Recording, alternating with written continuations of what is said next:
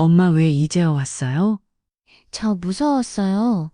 지하실 문이 열리던 순간 모두가 죽었다고 믿었던 딸이 흐느끼며 속삭였습니다. 5년 전 장례까지 치렀던 딸에게 살려달라는 문자가 도착한 날, 국방부 최초의 여성 스리스타 장군은 망설이지 않았습니다. 딸의 위치를 추적해 도착한 그곳은 다름 아닌 그녀의 시대치 지하실.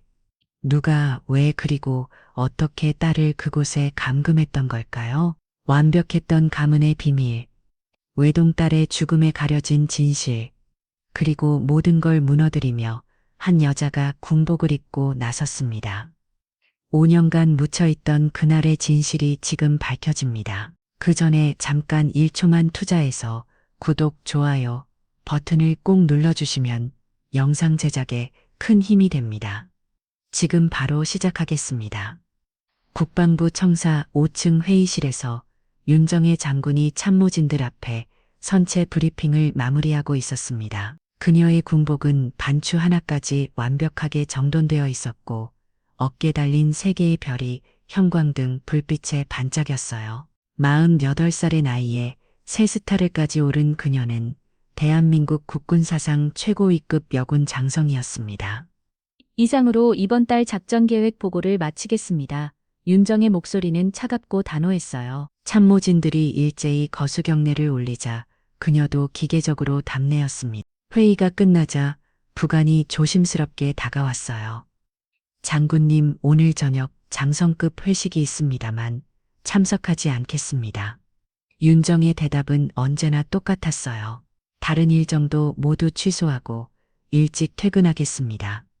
부관은 더 이상 말하지 않았습니다. 지난 5년간 윤정의 장군이 공식적인 업무 외에는 그 어떤 사적 모임에도 참석하지 않는다는 걸 모두가 알고 있었거든요. 국방부 내에서는 그녀를 철의 여인이라고 불렀지만 동시에 슬픔을 가슴에 묻고 사는 여인이라고도 했습니다. 윤정이는 집무실로 돌아가 의자에 앉았습니다. 책상 서랍 깊숙이 넣어둔 액자를 꺼내 들여다봤어요. 23살의 윤아가 대학 졸업식 가운에 학사모를 쓰고 환하게 웃고 있는 사진이었습니다. 딸의 미소는 5년 전 그날 이후로 영원히 정지되어 있었어요. 윤아야, 윤정이가 작게 중얼거렸습니다. 엄마가 너를 지켜주지 못해서 미안해. 2018년 11월 15일 윤정이에게는 평생 잊을 수 없는 날이었어요. 그날 그녀는 시리아 파병 작전을 위해 중동으로 향하는 전용기에 탑승해 있었습니다. 국가 기밀 작전이었기에 개인 연락은 일체 금지된 상황이었고요. 조국을 위해서라면 개인의 모든 것을 희생해야 한다는 게 윤정이의 신념이었습니다. 기내에서 부관이 조심스럽게 보고서를 건넸습니다. 장군님, 긴급 보고 사항이 있습니다. 뭔가요? 장군님 딸이 교통사고로 인해 서거하셨습니다. 그 순간 윤정이의 세상이 무너졌어요. 하지만 그녀는 눈 하나 깜빡이지 않았습니다. 군인이니까요. 조국 앞에서는 개인의 슬픔도 참아내야 하는 게 군인이었습니다. 가슴이 찢어지는 것 같았지만 표정 하나 변하지 않았어요. 장례 절차는 어떻게 진행됩니다. 시대께서 모든 절차를 진행하겠다고 했습니다. 장군님께서는 작전에 집중하시라고 하시더군요. 윤정이는 고개를 끄덕였어요. 알겠습니다. 임무에 집중하겠습니다. 그 말을 하면서도 그녀의 마음은 갈기갈기 찢어지고 있었습니다. 딸의 마지막 모습을 보지 못한다니 어떻게 이런 일이 있을 수 있을까요? 하지만 나라를 위해서라면 모든 걸 희생해야 한다는 게 그녀의 철학이었어요. 작전 기간 내내 윤정이는 딸 생각을 억누르며 임무에만 집중했습니다. 밤마다 윤아가 꿈에 나타나 엄마를 부르는 소리를 들었지만 아침이 되면 다시 완벽한 군인의 모습으로 돌아왔어요. 부하들 앞에서 약한 모습을 보일 수는 없었거든요. 3주간의 작전을 마치고 한국에 돌아왔을 때 윤아는 이미 화장되어 납골당에 안치되어 있었습니다. 시댁 식구들은 슬픔에 잠겨 있었고 윤정이는 딸의 유골함 앞이에서 무릎을 꿇고 오열했어요. 정말 죄송합니다. 어머니 사위 장서준이 붉어진 눈으로 말했습니다. 유나가 요즘 이상했어요. 피해 망상 증세를 보이더니 급기야 혼자 차를 몰고 나가서 그만 말하세요. 윤정이는 더 이상 듣고 싶지 않았어요. 지나간 일은 어쩔 수 없습니다. 시어머니 장여사는 손수건으로 눈물을 훔치며 말했습니다. 우리 유나가 마지막에 정신이 운전하지 못했어요. 엄마를 그렇게 찾더니 장례식 때도 계속 엄마 이야기만 했어요. 그 말을 듣는 순간 윤정이의 가슴이 더욱 아팠습니다. 딸이 엄마를 찾으며 죽어갔다는 사실이 그녀를 더욱 괴롭혔어요. 나라를 지킨다는 명분으로 딸의 마지막을 함께하지 못했다는 죄책감이 미려왔습니다. 그 이후로 윤정이는 시댁과의 연락을 끊었습니다. 딸이 죽었는데 살아서 뭘 하겠어요. 그녀에게 남은 건 오직 군인으로서의 의무뿐이었습니다. 개인적인 감정은 모두 가슴 깊이 묻어두고 오직 조국을 위해서만 살아가기로 했어요. 5년이 흘렀지만 윤정이의 일상은 변하지 않았어요. 새벽 5시에 일어나 체력 단련을 하고 6시에 출근해서 밤 늦게까지 일했습니다. 주말에도 마찬가지였어요. 일하지 않으면 딸 생각에 미쳐버릴 것 같았거든요. 부하들은 그녀를 존경했지만 동시에 안타까워했습니다. 완벽한 군인이지만 인간으로서는 너무 외로워 보였거든요. 하지만 아무도 그녀의 사적인 일에 대해 묻지 않았어요. 윤정의 장군의 슬픔은 이미 국방부 내에서 금기어가 되어 있었습니다. 장군님, 퇴근하시겠습니까? 부관이 문을 두드렸습니다. 네, 들어오세요. 오늘도 혼자 저녁 드실 예정이십니까? 윤정이는 유나의 사진을 서랍에 넣으며 답했습니다. 네, 그럼 내일 뵙겠습니다. 집으로 돌아가는 길 윤정이는 창밖을 바라봤어요. 서울의 네온 사인들이 화려하게 빛나고 있었지만 그녀에게는 모든 게 회색으로 보였습니다. 딸 없는 세상에서 사는 것이 이렇게 힘든 줄 몰랐어요. 아파트에 도착해 현관문을 열자 적막한 정적이 그녀를 맞았습니다. 거실 벽에 걸린 유나의 영정 사진만이 그녀를 조용히 바라보고 있었어요. 23살의 맑은 눈동자가 여전히 엄마를 향해 미소 짓고 있었습니다. 유나야, 엄마가 왔어. 윤정이가 영정 앞에 무릎을 꿇고 말했습니다. 오늘도 너 없이 하루를 보냈네. 엄마가 나라를 지키는 동안 너는 혼자 떠나버렸구나. 그녀는 매일 밤 딸에게 하루 있었던 일을 이야기했어요. 딸이 살아있을 때처럼 말이에요. 그것만 이 그녀가 정신을 잃지 않고 살아갈 수 있는 유일한 방법이었습니다. 냉장고에서 간단한 도시락을 꺼내 혼자 저녁을 먹었습니다. 텔레비전도 켜지 않았어요. 딸의 웃음소리가 들리지 않는 집에서 무슨 소리를 들어야 할까요? 그렇게 또 하루가 저물어 갔습니다. 내일도 모레도 마찬가지일 거예요. 딸을 잃은 엄마의 하루는 언제나 똑같았으니까요. 윤정이는 유나의 방문을 열고 들어가 딸의 침대에 앉았습니다. 5년 전 그대로 정리되어 있는 방에서 딸의 향기가 아직도 남아있는 것 같았어요. 이것이 그녀의 하루를 마무리하는 의식이었습니다. 그날 저녁도 여느 때와 다름없이 적막했습니다. 윤정이는 유나의 방에서 나와 거실 소파에 앉아 있었어요. 오후 9시 평소보다 일찍 집에 온 날이었습니다. 국방부에서 있었던 학동 참모회의가 예전보다 빨리 끝났거든요. 손에 등 차가운 녹차 한 잔을 마시며 윤정이는 창밖을 바라봤습니다. 11월의 서울은 벌써 살살해져 있었어요. 유나가 좋아하던 계절이었는데 이제는 그저 쓸쓸한 계절일 뿐이었습니다. 그때였어요. 거실 탁자 위에 놓인 휴대폰이 진동했습니다. 문자 메시지였어요. 윤정이는 무심코 화면을 확인했다가 온몸이 얼어붙었습니다. 발신자 유나, 엄마 나 아직 여기 있어요. 제발 살려줘요. 윤정이의 손이 덜덜 떨렸습니다. 휴대폰이 바닥에 떨어지는 소리가 아파트 안에 크게 울렸어요. 그녀는 급히 폰을 주워들고 다시 화면을 확인했습니다. 분명히 유나의 번호였어요. 5년 전 딸이 쓰던 그 번호 맞았습니다. 이게 뭐야? 윤정이가 중얼거렸습니다. 유나는 죽었는데 하지만 화면에 찍힌 시간은 분명히 오후 9시 12분이었어요. 방금 전에 온 메시지가 맞았습니다. 윤정희는 다시 한번 발신자를 확인했습니다. 010-5738-2043. 분명히 윤아의 번호였어요. 불가능에 이미 해지된 번호인데 윤정희는 황급히 통화 버튼을 눌렀습니다. 하지만 현재 사용하지 않는 번호입니다라는 안내 멘트만 들렸어요. 그녀는 다시 메시지를 확인했습니다. 여전히 거기 있었어요. 엄마, 나 아직 여기 있어요. 제발 살려줘요. 윤정희의 머리가 하얗게 변했습니다. 누군가의 장난일까요? 아니면 자신이 5년간 쌓인 스트레스로 인해 환각을 보는 걸까요? 하지만 휴대폰 화면에는 분명히 메시지가 있었습니다. 그녀는 즉시 국방부 통신 첩보실에 전화를 걸었습니다. 밤 늦은 시간이었지만 24시간 근무 체계인 이곳은 언제나 누군가 있었어요. 여기 통신 첩보실입니다. 윤정의 장군이다. 지금 즉시 전화번호 추적을 요청한다. 네 장군님, 어떤 번호를 추적하시겠습니까?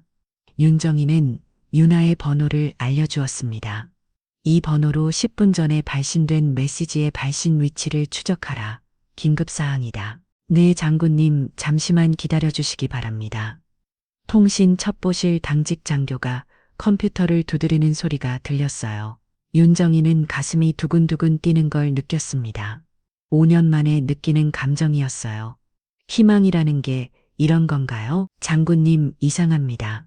뭐가 이상한가? 이 번호는 2018년 11월에 해지된 번호입니다.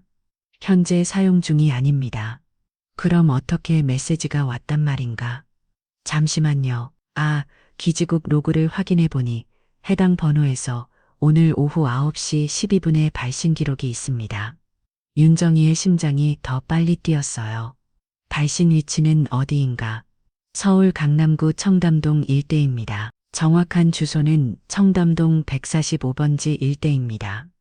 청담동 145번지 그곳은 윤아의 시댁이 있는 곳이었습니다. 윤정희는 순간 온몸에 소름이 돋았어요. 왜 하필 그곳에서 메시지가 발신된 걸까요? 더 정확한 위치는 알 수 없나? 죄송합니다. 장군님, 해당 지역의 기지국 커버리지상 더 정밀한 위치는 확인하기 어렵습니다. 윤정희는 전화를 끊고 다시 메시지를 확인했습니다. 여전히 거기 있었어요? 딸의 목소리가 들리는 것 같았습니다. 엄마 살려줘요. 그녀는 즉시 옷을 갈아입기 시작했습니다. 군복 위에 긴 코트를 걸치고 차 열쇠를 집어들었어요.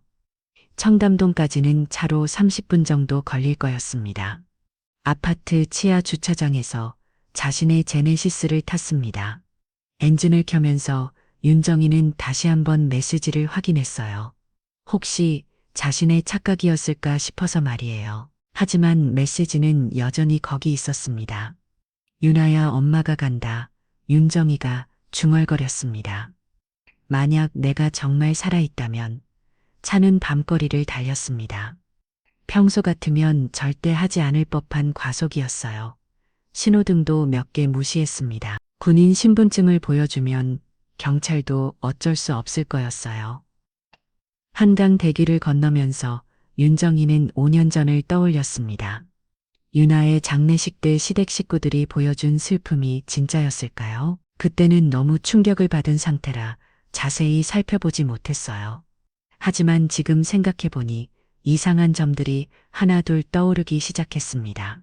시어머니 장여사가 윤아가 정신이 온전하지 못했다고 했던 말 사위, 장서준이 피해 망상 증세를 보였다고 했던 말들이 세상 이상하게 느껴졌어요. 자신의 딸을 그렇게 몰아세울 이유가 뭐였을까요? 그리고 가장 이상했던 건 시신을 볼 수 없었다는 것이었습니다. 교통사고로 인해 훼손이 심하다는 이유였지만 그래도 엄마가 마지막 모습을 보는 게 당연한 거 아닌가요? 청담동에 도착했을 때는 오후 10시가 넘어 있었습니다. 시댁 앞에 차를 세우고 윤정희는 휴대폰을 다시 확인했어요. 혹시 또 다른 메시지가 왔을까 싶어서 말이에요. 새로운 메시지는 없었습니다. 하지만 그 한 통의 메시지가 윤정의 마음을 완전히 바꿔놓았어요. 5년간 죽어있던 모성애가 다시 살아나는 것 같았습니다. 윤아야, 엄마가 왔어. 윤정이가 시대대문을 바라보며 말했습니다. 만약 내가 정말 거기 있다면 그녀는 차에서 내려 대문 쪽으로 걸어갔습니다. 이 시간에 갑자기 찾아가는 게 예의에 어긋나는 일이지만 그런 건 중요하지 않았어요. 딸의 아니 앞에서는 모든 게 사소한 것들이었습니다. 대문 앞에서 초인종을 누르려는 순간 윤정이는 잠시 망설였습니다.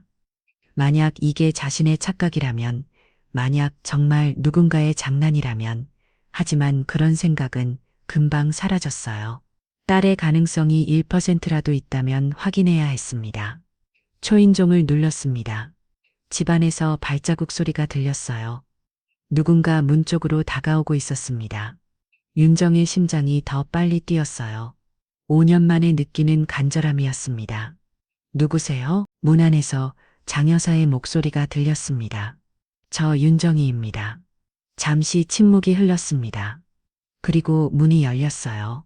장 여사가 놀란 표정으로 나타났습니다. 정희 씨, 이 시간에 무슨 일로? 윤정희는 장 여사의 표정을 자세히 봤습니다. 분명히 당황하고 있었어요. 그리고 뭔가 숨기고 있는 것 같은 기색이 역력했습니다. 들어가도 될까요? 윤정희가 말했습니다.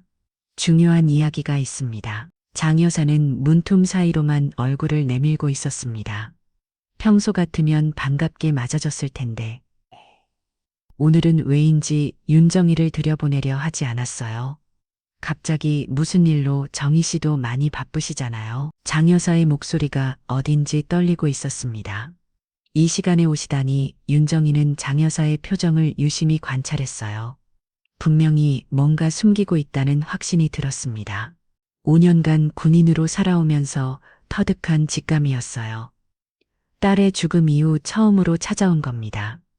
윤정희가 차분하게 말했습니다. 중요한 이야기가 있어서 그래요. 들어가서 이야기하면 안 될까요? 장 여사는 잠시 망설이더니 마지막에 문을 열었습니다. 그럼 잠깐만 들어오세요. 거실로 들어서자 윤정희는 집안의 분위기가 이상하다는 걸 느꼈어요. 평소보다 너무 조용했고 뭔가 긴장된 기운이 감돌고 있었습니다. 장서준은 보이지 않았어요. 서준이는 어디 있나요? 출장 중이에요. 부산에 갔어요. 장 여사가 급히 대답했습니다. 차 한 잔 드릴까요? 됐습니다. 윤정희는 소파에 앉으며 직접적으로 물어봤습니다. 혹시 윤아 관련해서 제가 모르는 게 있나요? 장 여사의 얼굴이 순간 굳어졌어요. 무슨 말씀이세요? 오늘 윤아 번호로 메시지가 왔어요. 그럴 리가요. 장 여사가 너무 빨리 반응했습니다. 윤아는 이미 뭐예요? 윤정희가 날카롭게 물었습니다. 왜 그렇게 당황하세요? 장 여사는 손수건으로 이마에 땀을 닦으며 말했어요. 당황하는 게 아니라 정희 씨가 너무 힘들어 하시는 것 같아서요. 윤아가 죽은 지 벌써 5년이 됐잖아요. 윤정희는 휴대폰을 꺼내 메시지를 보여줬습니다. 이걸 어떻게 설명하시겠어요? 장 여사가 화면을 보더니 얼굴이 하얗게 질렸어요. 이건 누군가의 장난이에요. 요즘 해커들이 이런 일을 많이 한다고 들었어요. 발신 위치가 이 집 근처였어요. 그럴 리가. 장 여사가 말을 멈췄습니다. 자신이 너무 많은 걸 말하고 있다는 걸 깨달은 것 같았어요. 윤정희는 일어나서 집안을 둘러봤습니다. 지하실 좀 보겠습니다. 지하실요? 장 여사가 깜짝 놀라며 일어섰어요. 왜 갑자기 지하실을? 그냥 윤아가 어렸을 때 자주 놀던 곳이라서요. 윤정희가 거짓말을 했습니다. 사실 지하실을 보고 싶다는 생각이 갑자기 든 거였어요. 장 여사의 반응이 너무 이상했거든요. 지하실은 지금 정리 중이에요. 지저분해서 보여드리기가. 윤정희는 더 이상 기다리지 않았습니다. 기억을 되살려 지하실로 가는 문을 찾아갔어요. 예전에 윤아와 함께 왔을 때 본 기억이 있었거든요. 정희 씨. 장 여사가 황급히 뒤따라왔습니다. 정말 지저분해요. 지하실로 내려가는 계단 앞에 도착했을 때 윤정희는 깜짝 놀랐습니다.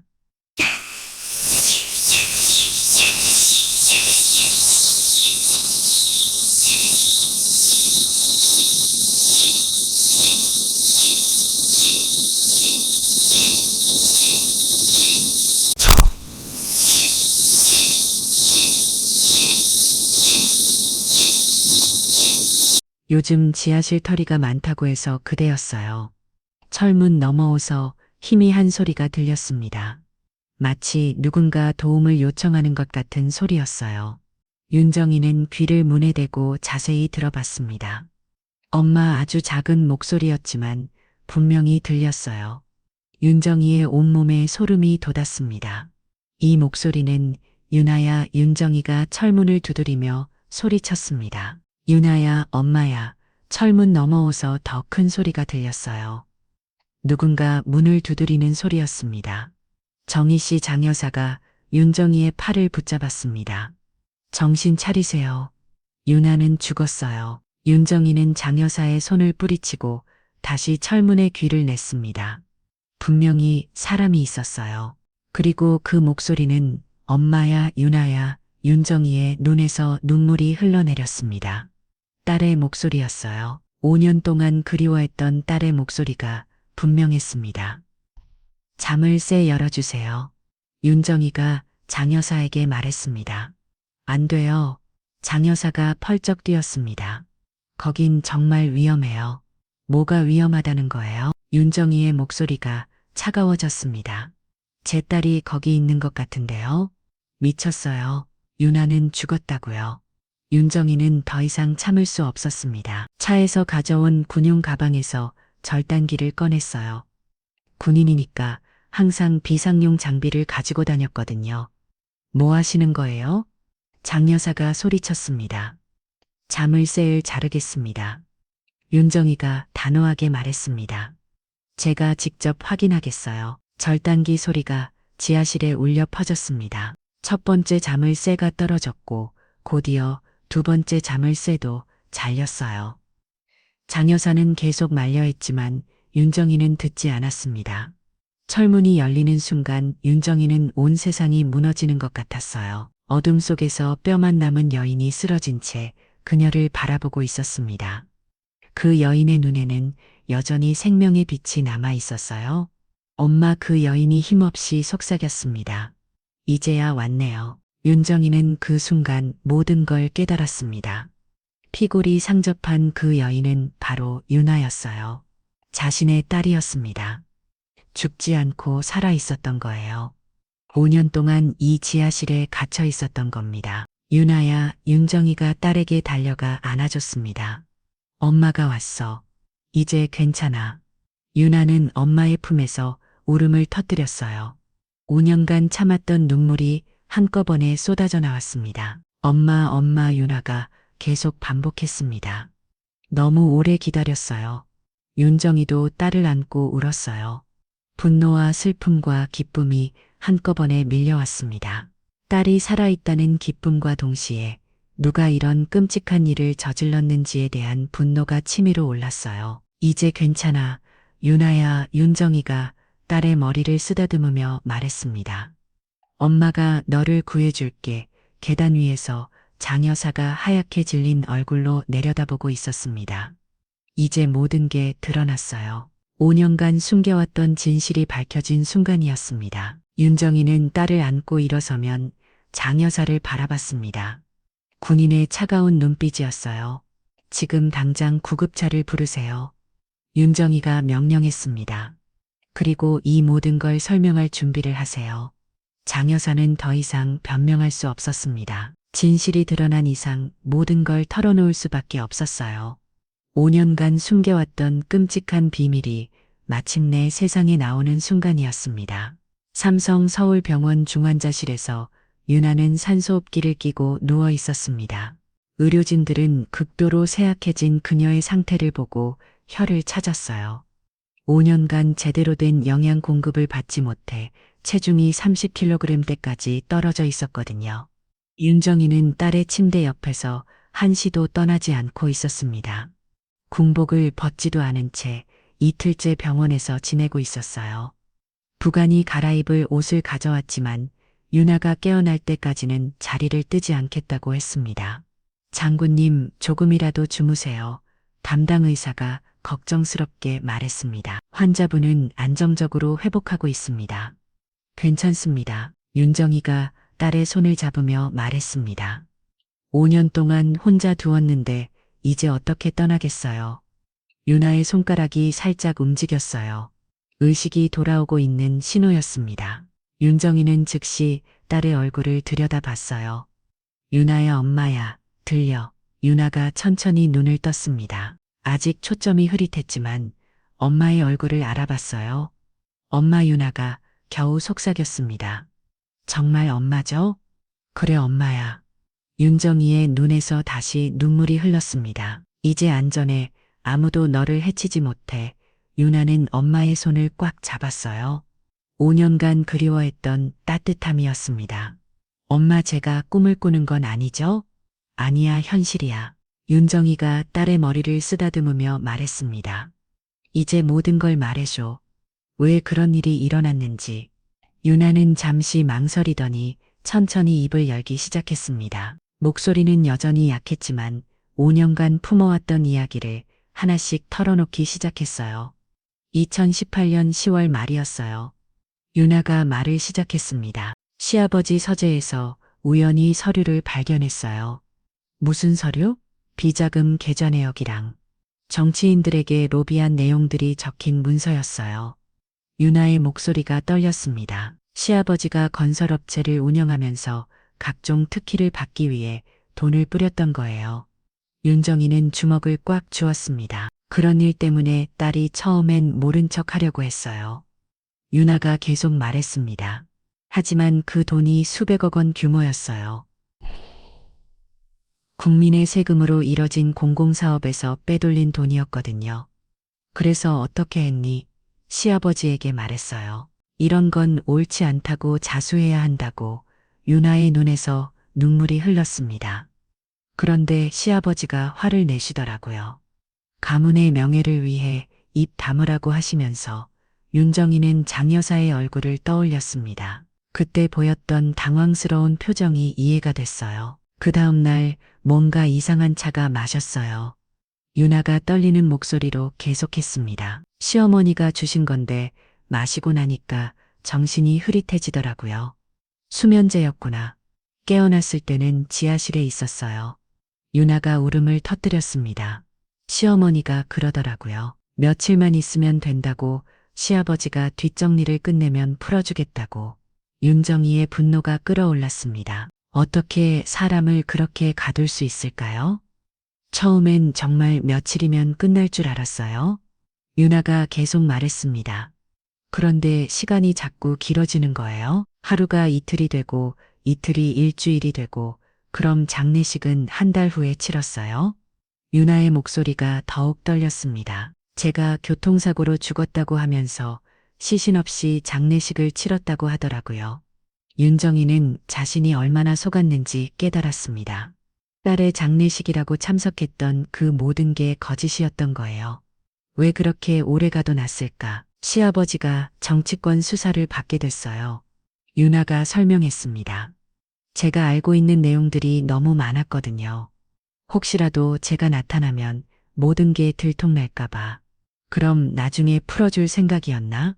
유나는 고개를 저었습니다. 처음에는 그런 것 같았어요. 하지만 시간이 지날수록 저를 영원히 가둬두려는 것 같았어요. 윤정이는 딸의 말을 들으며 치를 떨었습니다. 어떻게 사람이 그렇게 악할 수 있을까요? 엄마한테 연락하려고 했지만 유나가 눈물을 훔쳤습니다. 핸드폰도 뺏기고 지하실에는 전화도 없었어요. 그러다가 며칠 전에 시어머니가 실제로 예전 핸드폰을 놔두고 갔어요. 그래서 메시지를 보는 거구나. 배터리가 거의 다 떨어져서 한 번밖에 못 보냈어요. 유나가 엄마의 손을 더 꽉 잡았습니다. 엄마가 올 줄 몰랐어요. 그냥 마지막으로 한 번만 연락해보고 싶었어요. 윤정이는 딸을 안아줬습니다. 만약 그 메시지를 못 봤다면, 만약 그날 늦게 퇴근하지 않았다면 생각만 해도 끔찍했어요. 서준이는 알고 있었니? 유나의 표정이 어두워졌습니다. 처음엔 몰랐던 것 같아요. 하지만 몇 달 후부터는 알고 있었어요. 유나가 힘겹게 말했습니다. 지하실에 음식을 가져다 주는 건 시어머니였는데 가끔 서준이도 같이 왔거든요. 윤정이는 사위의 얼굴을 떠올렸습니다. 그렇게 착해 보이던 남자가 서준이가 뭐라고 했니? 아무 말도 안 했어요. 유나가 떨리는 목소리로 말했습니다. 그냥 저를 못 본 척 했어요. 마치 제가 유령인 것처럼. 그 순간 병실문이 열리고 경찰관 2명이 들어왔습니다. 윤정이가 신고한 사건을 조사하러 온 거였어요. 안녕하세요, 윤정희 장군님. 강남경찰서 수사과 박경석 경위입니다. 수고하십니다. 윤정이가 일어나 인사했습니다. 피해자분과 직접 이야기를 나눠봐도 될까요? 윤정이는 유나를 바라봤습니다. 딸이 고개를 끄덕였어요. 괜찮아요, 엄마. 이제 모든 걸 말할 거예요. 유나가 단호하게 말했습니다. 5년 동안 참았는데 이제 진실을 말할 때가 됐어요. 박경희는 녹음기를 꺼내며 유나의 진술을 받기 시작했습니다.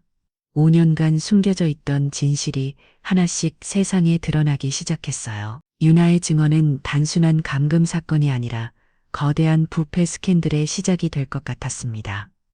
이제 끝났어. 윤정이가 딸의 손을 잡으며 말했습니다. 엄마가 모든 걸 해결해 줄게. 유나는 엄마를 바라보며 미소 지었어요. 5년 만에 짓는 진짜 미소였습니다.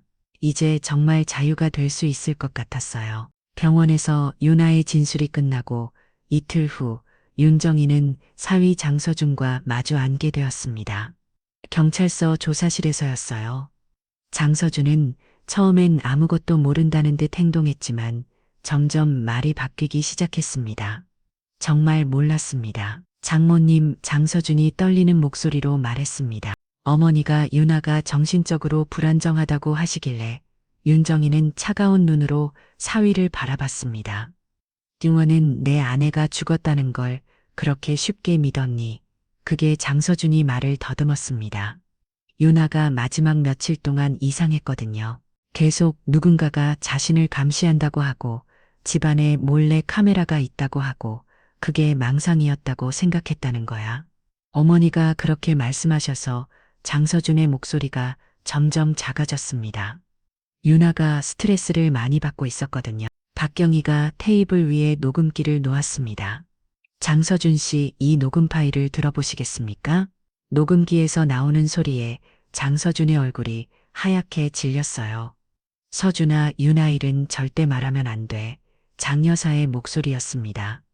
알겠어요, 어머니. 하지만 이렇게 계속 가둬두는 건 장서준의 목소리가 들렸습니다. 지금은 어쩔 수 없어. 아버지 일이 끝날 때까지만. 녹음이 끝나자 조사실은 정적에 휩싸였습니다.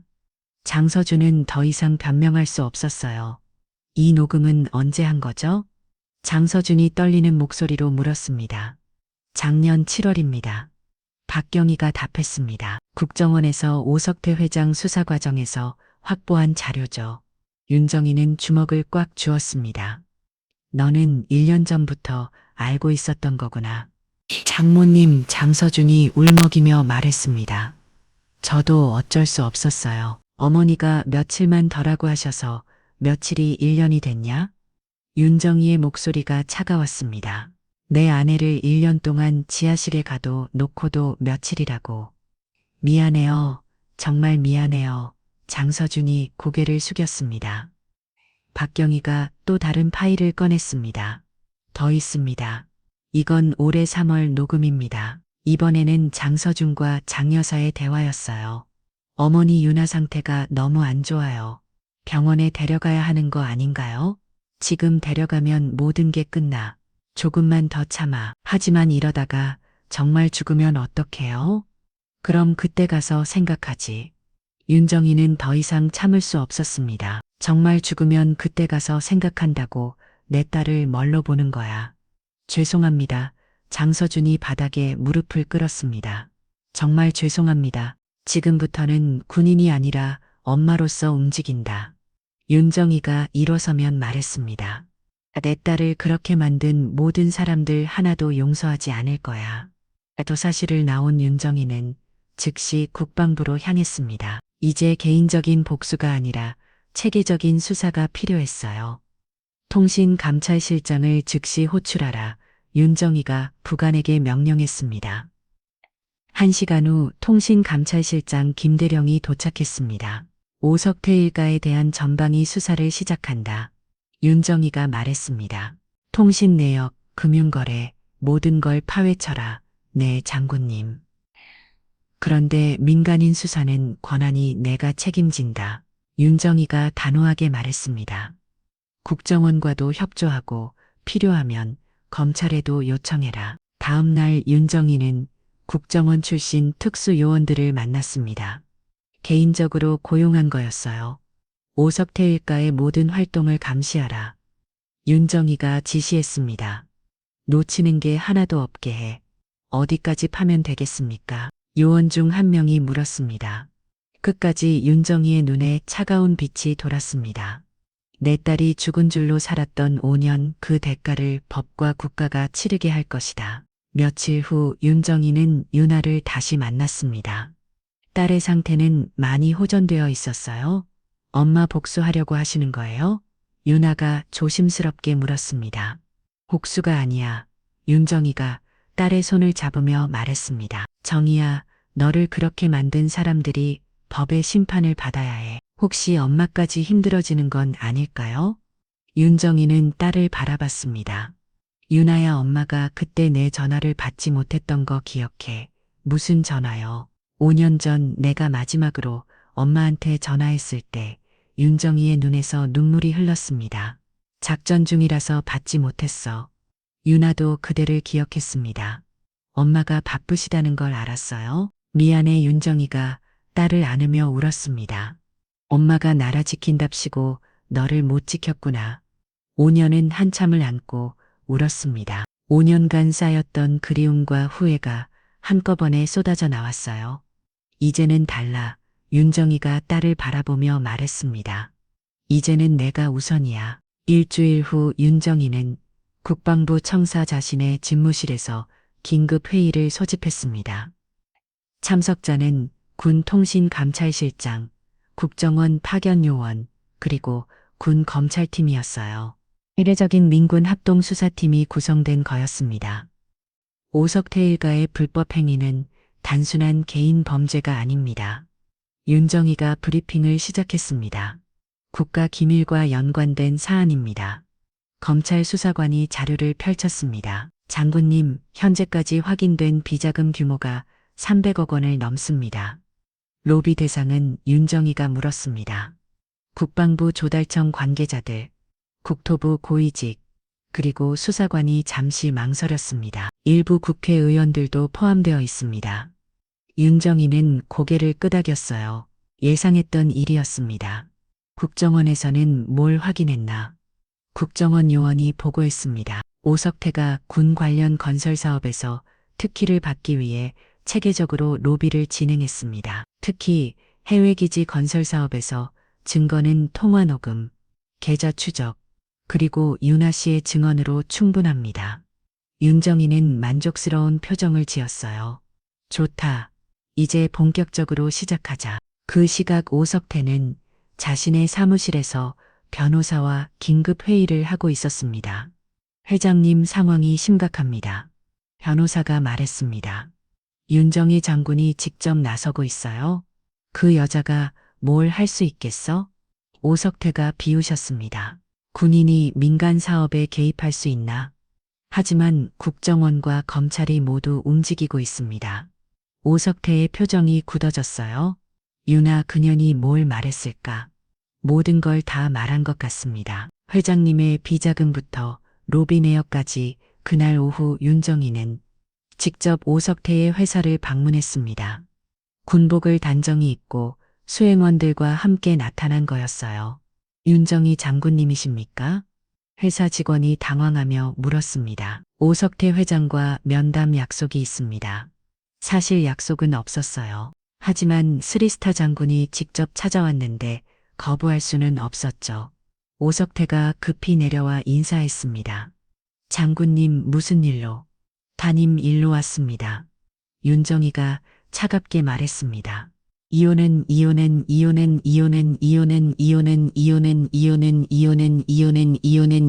이의. 제 딸 윤아 말입니다. 5년간 회장님 댁지하실에 있던 주변 직원들이 운성거리기 시작했습니다. 오석태는 당황한 나머지 말을 제대로 잇지 못했어요. 여기서 이야기하기 곤란하다면 회장실로 가시죠. 윤정이가 제안했습니다. 회장실에서 둘만 남게 되자 윤정이는 본색을 드러냈습니다. 내 딸을 왜 가뒀습니까? 그건 오석태가 말을 더듬었습니다. 회장님의 비자금 내역을 딸이 발견했죠? 윤정이가 직접적으로 물었습니다. 그래서 입막음을 한 거고 오석태는 더 이상 부인할 수 없었습니다.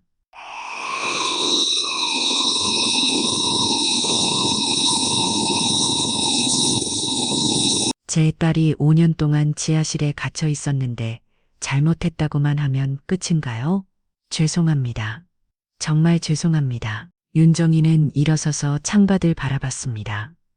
회장님, 저는 이제 군인이 아닙니다. 네, 한 아이의 엄마입니다. 윤정이가 돌아서며 말했습니다. 제 딸을 그렇게 만든 모든 사람들에게 대가를 치르게 할 겁니다. 다음 날부터 본격적인 수사가 시작되었습니다. 오석태의 집에 압수수색이 들어갔고 관련 계좌들이 모두 동결되었어요. 언료도 움직이기 시작했습니다. 한스타 장군의 딸 5년간 지하실 감금이라는 헤드라인이 모든 신문 이면을 장식했어요. 윤정이는 기자회견을 열었습니다. 저는 오늘 한 명의 어머니로서 이 자리에 섰습니다. 윤정이가 마이크 앞에서 말했습니다. 제 딸이 다시 태어난 것처럼 저도 다시 태어났습니다. 장군님 개인적인 복수가 아니냐는 비판도 있는데요. 복수가 아닙니다. 윤정이가 단호하게 답했습니다. 정의입니다. 법과 원칙에 따라 모든 걸 처리할 것입니다. 그 시각 병원에서 윤아는 뉴스를 보고 있었습니다. 엄마가 자신을 위해 온 세상과 싸우고 있다는 걸 알 수 있었어요. 엄마 윤아가 텔레비전을 보며 중얼거렸습니다. 고마워요. 며칠 후 윤정이는 윤아를 찾아갔습니다. 딸의 상태는 계속 호전되고 있었어요. 엄마 너무 무리하시는 거 아니에요? 윤아가 걱정스럽게 물었습니다. 괜찮아. 윤정이가 딸의 손을 잡으며 말했습니다. 이제 엄마가 모든 걸 해결해 줄게. 혹시 엄마 군인 생활에 지장은 없을까요? 윤정이는 잠시 망설였습니다. 사실 이미 국방부 내에서 압력이 들어오고 있었어요. 너무 과도한 개의라는 비판도 있었고요. 그런 건 중요하지 않아. 윤정이가 딸을 바라보며 말했습니다. 노 하나 구하는 게 더 중요해. 윤아의 눈에서 눈물이 흘렀습니다. 엄마, 제가 엄마 인생을 망치는 건 아닐까요? 뭔 소리야. 윤정이가 딸을 안으며 말했습니다. 너 때문에 엄마가 진짜 사람이 된 거야. 그날 밤 윤정이는 오랜만에 편안한 잠을 잤습니다. 딸을 구했다는 안도감과 함께 앞으로 어떤 일이 벌어질지에 대한 각오도 다졌어요. 사건이 터진 지 한 달 후 대한민국 전체가 이 사건에 주목하고 있었습니다. 오석태 일가의 비리는 단순한 개인 범죄를 넘어 정치권 전체를 뒤흔드는 대형 스캔들로 번졌어요. 연루된 정치인만 15명, 공무원은 30명이 넘었습니다. 윤정의 게이트라고 명명된 이 사건은 매일 뉴스톱을 장식했어요. 여론은 완전히 둘로 갈렸습니다.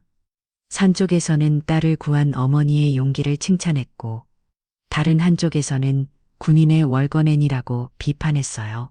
국회에서는 긴급히 국정감사를 소집했습니다. 윤정이는 증인으로 출석하라는 요구를 받았어요.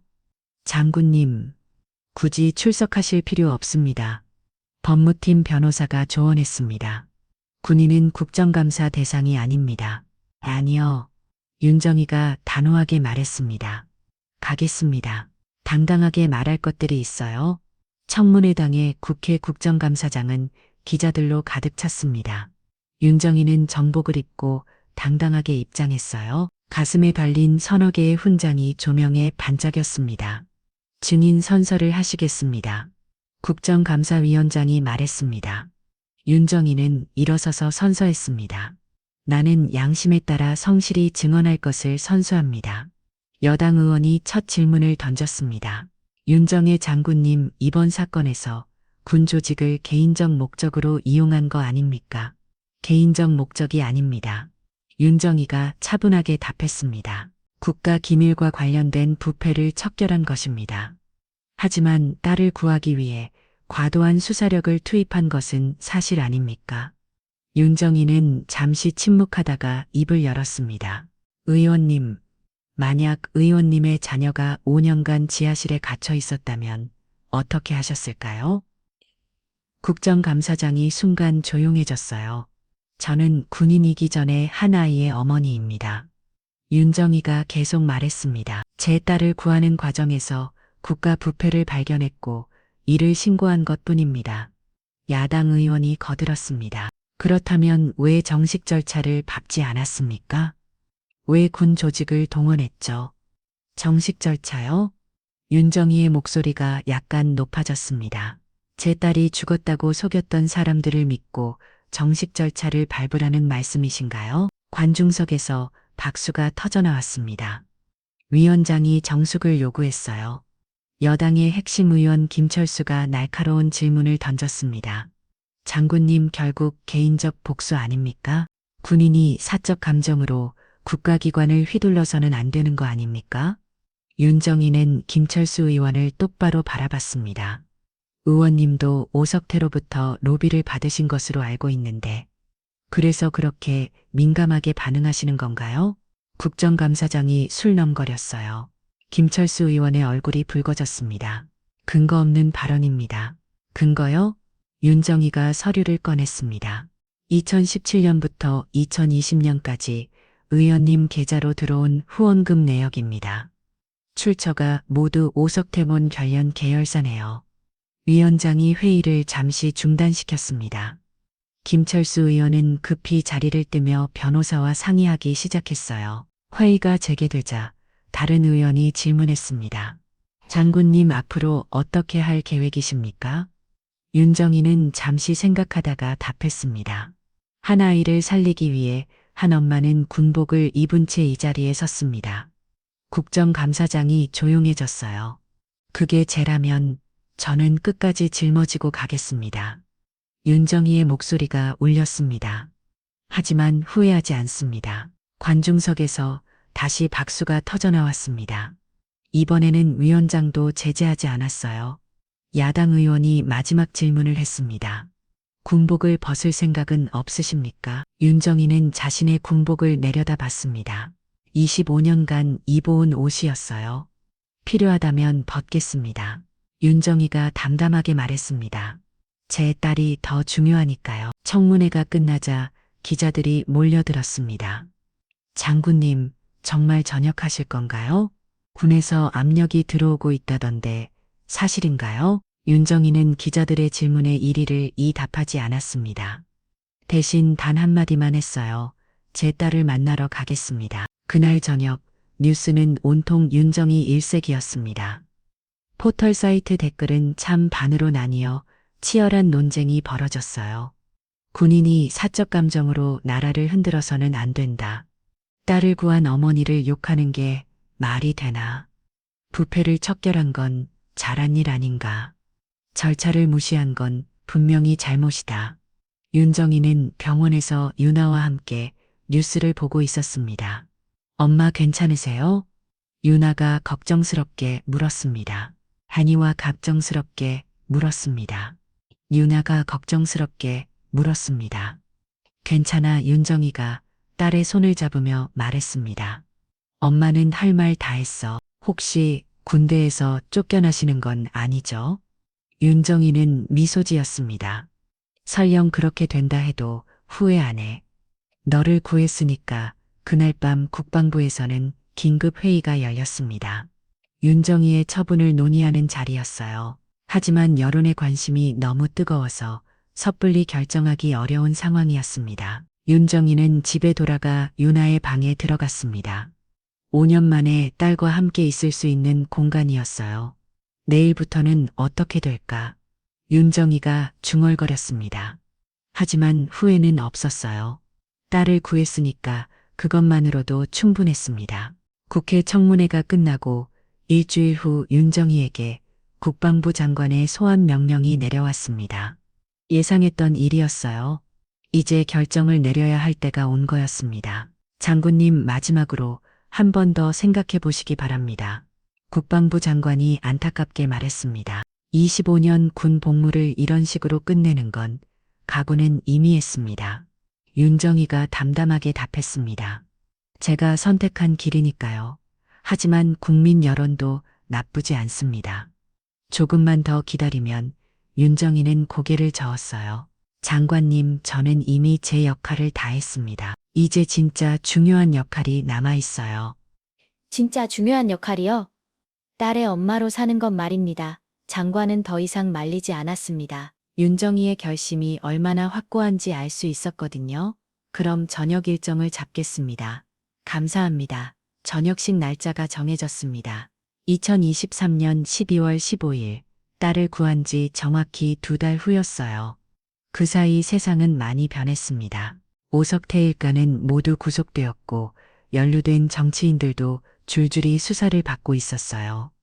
특히 김철수 의원은 국정감사에서 드러난 로비 의혹으로 의원직을 사퇴했습니다. 장 여사와 장서준도 감금죄와 상해죄로 실형을 선고받았어요. 장 여사는 3년, 장서준은 2년이었습니다. 너무 가볍지 않나요? 윤아가 판결 소식을 듣고 아쉬워했습니다. 그래도 처벌은 받았잖아. 윤정이가 딸을 달렸습니다. 더 중요한 건 내가 이제 자유라는 거야. 윤아는 이제 완전히 회복되어 있었습니다. 체중도 정상으로 돌아왔고 정신적으로도 많이 안정되었어요. 가끔 악몽을 꾸긴 했지만 엄마가 겪어 있다는 사실만으로도 큰 위안이 되었습니다. 저녁식 전날 윤정이는 부하들과 마지막 회식을 가졌습니다. 장군님, 정말 아쉽습니다. 부관이 술잔을 들며 말했습니다. 이런 분이 더 계셔야 하는데 내 역할은 끝났어. 윤정이가 미소 지으며 답했습니다. 이제 젊은 사람들이 할 차례야. 그래도 딸을 구하신 건 정말 대단했습니다. 윤정이는 고개를 저었어요. 대단한 게 아니야. 당연한 거였어. 엄마니까. 회식이 끝나고 집에 돌아온 윤정이는 윤아와 함께 앉아 있었습니다. 엄마, 내일 저녁식에 제가 가도 될까요? 당연하지. 윤정이가 딸의 손을 잡으며 말했습니다. 내가 있어야 의미가 있어. 쟤 때문에 엄마가 군대를 그만두게 돼서 그런 말 하지 마. 윤정이가 딸을 안으며 말했습니다. 너 때문에 엄마가 진짜 행복해졌어. 다음 날 아침 저녁식이 열렸습니다. 국방부 청사대강당에는 많은 사람들이 모였어요. 동료, 장성들, 부하들, 그리고 기자들까지. 윤정이는 마지막으로 정복을 입고 단상에 올랐습니다. 25년간 입은 군복이었지만 오늘이 마지막이었어요. 대한민국 육군 윤정의 소장, 사회자가 호명했습니다. 윤정이는 일어서서 마지막 거수 경례를 올렸습니다. 관중석의 모든 군인들이 함께 경례였어요.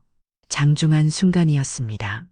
25년간 대한민국을 지키는 일에 전념해 주신 윤정의 소장님께 감사드립니다.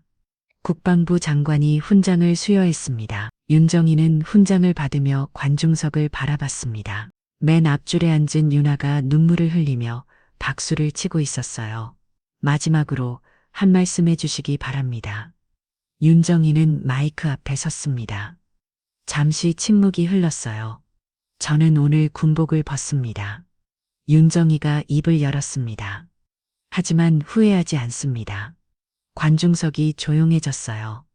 25년간 나라를 지키는 일에 전념했습니다. 하지만 정작 제일 소중한 것을 지키지 못했어요.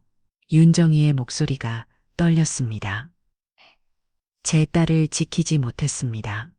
윤아가 더 큰 소리로 울기 시작했어요. 하지만 이제 알았습니다. 윤정이가 계속 말했습니다. 진짜 지켜야 할 것이 뭔지를. 그녀는 군복의 단추를 하나씩 풀기 시작했습니다. 상징적인 행동이었어요. 저는 이제 윤정의 장군이 아닙니다. 윤정이가 군복을 벗으며 말했습니다. 유나의 엄마 윤정희입니다. 관중석에서 박수가 터져 나왔습니다. 많은 사람들이 눈물을 흘리고 있었어요. 저녁식이 끝나고 윤정희는 유나에게 다가갔습니다. 모녀는 서로를 끌어안고 울었어요. 엄마, 저는 다시 태어난 것 같아요. 유나가 엄마 품에서 말했습니다. 너 하나 살리려고 내 전부를 걸었는데 윤정이가 딸을 바라보며 말했습니다. 너 때문에 내가 살아난 것 같구나. 그날 저녁 모녀는 함께 한강 둔치를 걸었습니다. 12월에 참 바람이 부르지만 두 사람의 마음은 따뜻했어요.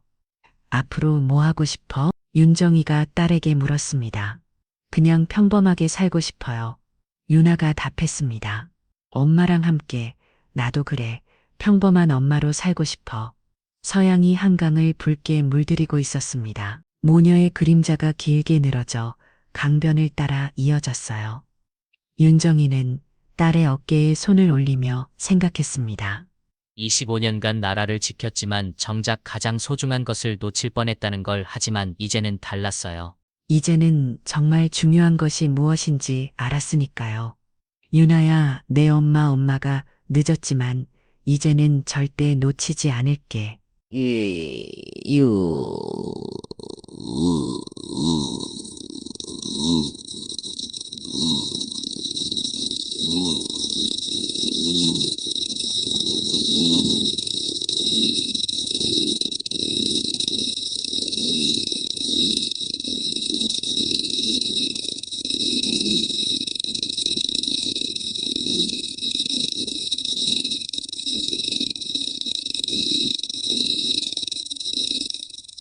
이제는 절대 떨어지지 않을 거예요. 한강 위로 척별이 모녀는 손을 꼭 잡고 집으로 향했어요. 이제 정말로 함께할 수 있는 시간이 시작된 거였습니다. 전쟁을 이겨낸 군인도 감금에서 살아남은 피해자도 아닌 단단히 연결된 가족의 모습으로 말이에요. 오늘 영상이 재미있으셨다면 댓글로 여러분이 어느 지역에서 시청 중이신지 알려주세요. 여러분의 이야기와 목소리도 함께 듣고 싶습니다. 시청해 주셔서 감사합니다. 반전 테라스에서 더 좋은 이야기로 다시 찾아뵐게요.